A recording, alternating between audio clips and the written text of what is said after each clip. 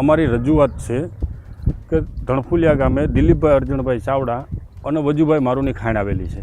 એ ખાણમાંથી પથ્થર કાપી લીધા પછી ખાણ બુરવામાં જે કોઈ મટીરિયલ હોય, માટી બાટી એ નાખવાનું હોય છે. એની જગ્યાએ જૂનાગઢ વેસ્ટ મેડિકલનો જે કચરો હોય છે એ કચરો જૂનાગઢ મહાનગરપાલિકા ડમ્પિંગ સાઇડે ભેગો કરે છે. ડમ્પિંગ સાઇડેથી મહાનગરપાલિકા જે તે એજન્સીને ઉપાડી અને જામનગર નાખવાનું જે છે અને અંબુજામાં નાખવાની છે. એનું ભાડું મહાનગરપાલિકા ચૂકવે છે.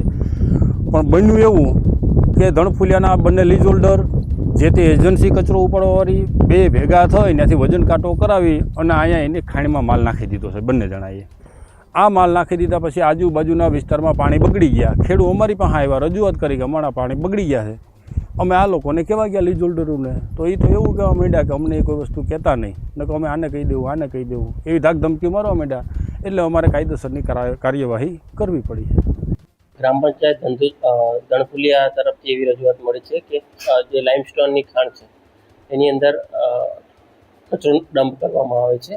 જે કોર્પોરેશન, જૂનાગઢ કોર્પોરેશનની જે ડમ્પિંગ સાઇટ છે ત્યાંથી જે કોન્ટ્રાક્ટર હોય છે એના કોન્ટ્રાક્ટર દ્વારા જે અન્યત્ર નિકાલ કરવાનો હોય છે એ આ જે ખાડા કરવામાં આવેલા હોય છે માઇનિંગ માટે એ ખાડામાં નાખવામાં આવી રહ્યા છે એવી રજૂઆત મળી છે.